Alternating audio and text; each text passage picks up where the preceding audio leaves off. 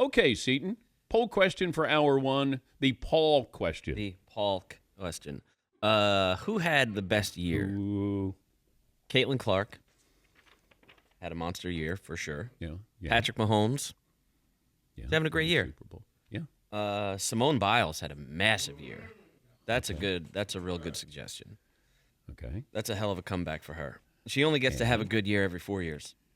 And Shohei Ohtani, he's had a great year because there is a horrible moment in it where it dipped and then went back up. Did he get paid in this calendar year, or was that last year?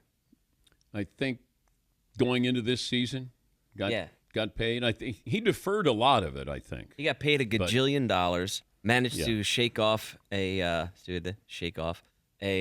gambling scandal, and then had a 50-50 year, which is great. Well, he also had off-season procedure. He also had a procedure off-season. Yeah. He managed to injure his elbow and still have one of the great seasons. Yeah. So Mahomes goes back-to-back. Simone Biles just further cements being the greatest gymnast and one of the greatest Olympic performers in history. But after what happened 4 years ago, to come back and do it again is remarkable. Didn't she have the twisties? Yeah. Was that the term that was used there? The twisties. Yeah. All right. So Caitlin Clark basically gave us 11 months of great basketball. I think she exceeded expectations. Shohei Ohtani somehow exceeded expectations this year. Simone Biles to come back the way she did to regain her form. So Mahomes, I'm not surprised at. Simone Biles, I'm a little bit surprised at because she lost her confidence, but she did perform the way we expect her to. Caitlin Clark, the numbers are similar to what I thought she was going to put up this year, but I think what she meant for the league, basketball in general, I don't think that can be overstated. I would say Otani, just because there's more mitigating factors in there of, wow, if you said this in March, he's going to have a procedure, he has somebody stealing money from him, he's not going to pitch, and he's going to go 50-50 or maybe 55-55. No one would have predicted that. If I said Caitlin Clark's going to average 18 and 9, you would have gone, as I did, they're going to make the playoffs. Okay. I wouldn't have been surprised. Mahomes going back-to-back, not surprised. Simone Biles to come back, a little bit surprised, but then she is the greatest Olympic gymnast of all time. So I would say Shohei Ohtani with what happened leading into this season. But I do think that's an interesting Paul question.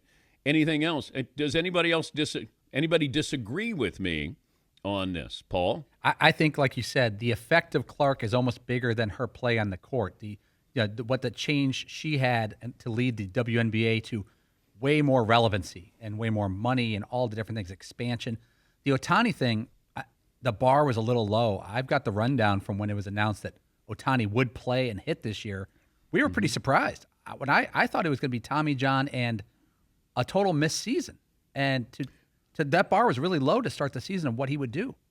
I think the over-under was 39 home runs for him, and he certainly exceeded that. I think the running part of this surprised a lot of people. I don't think he'll come close to a season like this in the future.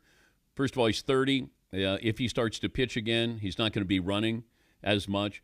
So this is one of those outliers where we're going to look back on this season, probably 10, 15, 20 years, and say, that was a remark. It's almost, Fernando Valenzuela, if you're old enough to remember, it became Fernando Mania. It was crazy of the reaction. The nightly news was covering it. And it was a pitcher that we were covering. Normally it's a hitter. If it was McGuire or Bonds, Sosa, Aaron Judge recently. What Shohei Ohtani has done is impacted. It's around the world with what he's done. And I think going to the Dodgers, playing in a big market, now finally being on a bigger stage, now we get to see him in the playoffs. So I think the payoff for Ohtani could be an all-timer here. Now, we do want to see what he's going to do on a big stage in the postseason.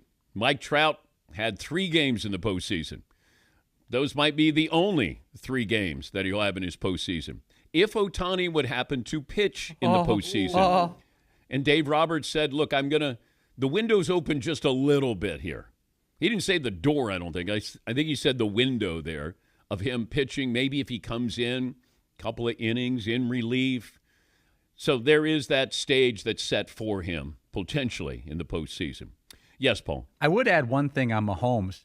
You've talked about this before, that he's being taken for granted, like maybe Michael Jordan at his peak. The guy's 29 years old and is a first ballot Hall of Famer if he just stopped. And it's also going into a season, if you pick anybody but the Chiefs, you're really not being – I think you're being kind of faux if you pick a Super Bowl team besides the Chiefs when Mahomes is healthy. And he's entered – Well, I think it's easy to – you can take them and then somebody will say, oh, wow, that's really inspiring. Went out on a limb for that one, didn't you? I mean, that's what you get if, you want to take chalk. But, he's graduated. He's into the we take him for granted category. Tiger, we sort of put him in a category, and it's like it's Tiger or the field. It's Mahomes or the field. That's pretty rarefied air, speaking of which, Michael Jordan.